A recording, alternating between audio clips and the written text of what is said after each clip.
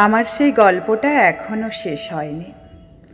শোনো, পাহাড়টা আগেই বলেছি ভালোবেসেছিল মেঘকে, আর মেঘ কিভাবে শুকনো খটখটে পাহাড়টাকে বানিয়ে তুলেছিল ২৬ বছরের ছোকরা, সে তো আগেই শুনেছ।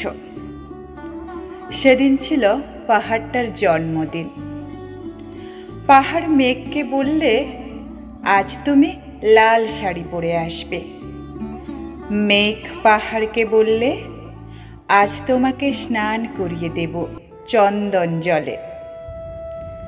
ভালোবাসলে নারীরা হয়ে যায় নরম নদী, পুরুষেরা জ্বলন্ত কাঠ। সেইভাবেই মেঘ ছিল পাহাড়ের আলিঙ্গনের আগুনে, পাহাড় ছিল মেঘের ঢেউ জলে। হঠাৎ আকাশ জুড়ে বেজে উঠল ঝড়ের জগঝম্প। ঝাঁকড়া চুল উড়িয়ে ছিনতাইয়ের ভঙ্গিতে ছুটে এলো এক ঝাঁক হাওয়া। মেঘের আঁচলে টান মেরে বললে, ওঠ ছুড়ি, তোর বিয়ে। এখনো শেষ হয়নি গল্পটা। বজ্রের সঙ্গে মেঘের বিয়েটা হয়ে গেল ঠিকই, কিন্তু পাহাড়কে সে কোনোদিন ভুলতে পারল না।